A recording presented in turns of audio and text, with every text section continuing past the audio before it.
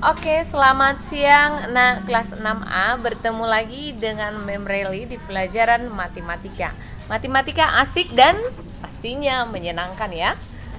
Ya, materi kita pada hari ini yaitu mengenai bilangan bulat. Standar kompetensi kita yaitu memahami sifat-sifat operasi hitung bilangan bulat dan penggunaannya dalam pemecahan masalah. Kompetensi dasar kita yaitu melakukan operasi hitung bilangan bulat. Ya. Bilangan bulat itu apa? Bilangan bulat adalah himpunan bilangan yang terdiri dari bilangan bulat negatif, 0, dan bilangan bulat positif. Adapun himpunan bilangan bulat yaitu biasanya disimbolkan dengan B ya, yaitu mulai dari negatif tak terhingga sampai positif tak terhingga.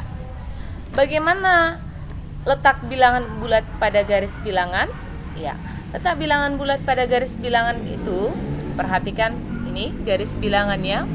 Bilangan bulat yaitu dari negatif 1 mengarah ke kiri sampai negatif tak terhingga. Kemudian bilangan bulat 0, kemudian bilangan bulat positif dari 1 sampai positif tak terhingga. Pada garis bilangan semakin ke kanan maka nilai bilangan semakin besar. Semakin ke kiri, maka nilai bilangan semakin kecil. Ya, bagaimana penerapan bilangan bulat dalam kehidupan sehari-hari? Ya, biasanya yang pertama yaitu mengenai suhu udara, kemudian kedalaman air laut, kemudian laba dan rugi, kemudian utang, kemudian titik buku air, yang selanjutnya tinggi rendahnya permukaan tanah. Ya, penggunaan yang pertama yaitu mengenai suhu udara. Termometer adalah alat untuk mengukur suhu yang memiliki nilai positif dan negatif. Dalam penggunaan termometer berskala Celcius, titik didih air itu biasanya 100 derajat Celcius ya, dan titik bukunya adalah 0 derajat Celcius. Untuk suhu yang di bawah titik buku air, maka skala termometernya itu bisa diperpanjang ke bawah. Sehingga suhu yang 5 derajat Celcius di bawah 0, maka ditulis itu negatif 5 derajat Celcius dan dibaca 5 derajat Celcius di bawah 0. Untuk suhu di atas 0, maka ditulis dia tanpa menggunakan positif. Sehingga 32 derajat Celcius di atas 0 cukup dituliskan 32 derajat Celcius. Tidak perlu menggunakan positifnya, ya. Oke, ya, penggunaan yang kedua mengenai kedalaman air laut. Perhatikan di sini. Ini permukaan air laut. Kemudian ada ikan di sini berenang yaitu pas di bawah permukaan air laut. Kalau dia di bawah permukaan air laut yang menyatakan itu adalah bilangan negatif.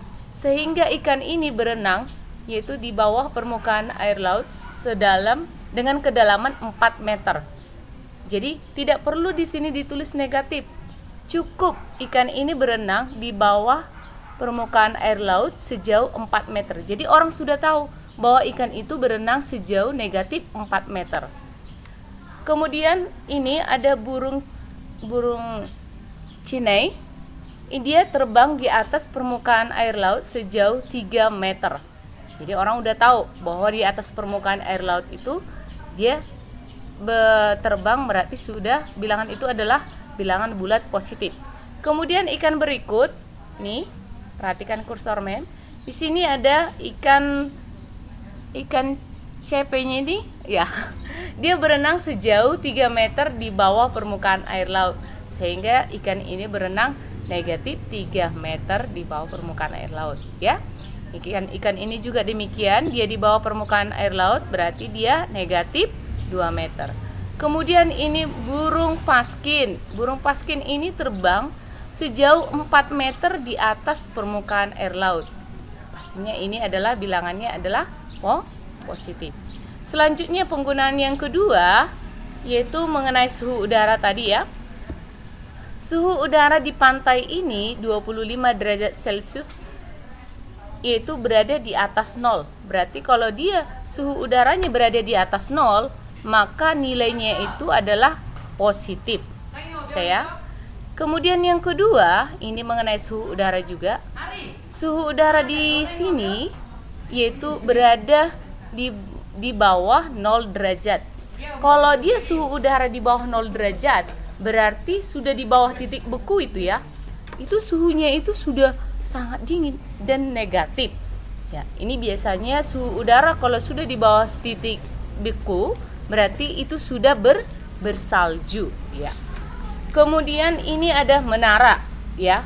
Menara ini tingginya yaitu 65 meter di atas permukaan tanah. Maka tinggi menaranya ini adalah positif. Selanjutnya ini ada sumur. Sumur ini berkedalaman yaitu 40 meter di bawah permukaan tanah. Jadi kalau di bawah permukaan tanah itu adalah nilainya negatif. Selanjutnya, letak bilangan bulat pada garis bilangan tadi sudah ya. Lalu bagaimana membandingkan bilangan bulat? Ya, kita masuk contoh yang pertama.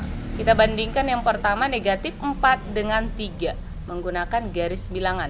Pertama kita gambarkan negatif 4 pada garis bilangan, kemudian positif 3 pada garis bilangan. Kita lihat bahwa negatif 4 itu berada di kiri positif 3, sehingga negatif 4 kurang dari 3. Itu dia.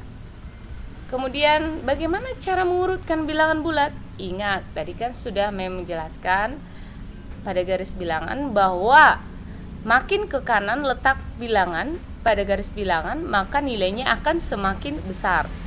Sebaliknya, makin ke kiri letak bilangan, maka nilai bilangan itu akan semakin kecil. Yang pertama kita masuk ke contoh ya. Mengurutkan bilangan dari terkecil ke terbesar. Bagaimana cara mengurutkan bilangan dari terkecil ke terbesar? Ya, kita perhatikan. Yang terkecil itu berarti tadi letaknya di sebelah kiri. Berarti yang kita lihat adalah bilangan yang negatif. Ya, karena ini dari yang terkecil. Kita lihat bilangan yang negatif. Negatif di sini yang paling besar. Bilangan yang paling besar, nilainya pasti paling kecil. Iya, paling besar bilangannya 3, tapi nilainya kecil. Karena apa? Karena dia lebih ke kiri. Sehingga kita ambil dari sini negatif 3, kemudian berurutan negatif 2, negatif 1, 0, 1, 2, 3, 4, 5, 6, 7. Begitulah cara mengurutkan bilangan bulat dari yang terkecil ke terbesar. Selanjutnya yang kedua, mengurutkan bilangan bulat dari yang terbesar ke terkecil. Sama seperti mengurutkan bilangan dari terkecil ke terbesar, hanya saja urutannya kita balikkan. Jadi bagaimana caranya? Yang pertama, karena ini kata terbesar, maka kita lihat bilangan bulat positif yang paling besar. Yang paling besar. Berarti yang paling besar di sini yang positif adalah 7. Jadi dari 7, 6, 5, 4, 3, 2, 1, 0, negatif 1, negatif 2, negatif 3. Begitulah cara mengurutkan bilangan bulat. Saya kira sudah paham ya adik-adik ya. Oke, untuk selanjutnya, untuk lebih memahaminya, kita akan kerjakan latihan soal satu-satu, yaitu di bukunya di halaman 9. Demikian, terima kasih, selamat belajar dan selamat bekerja. Salam Corona.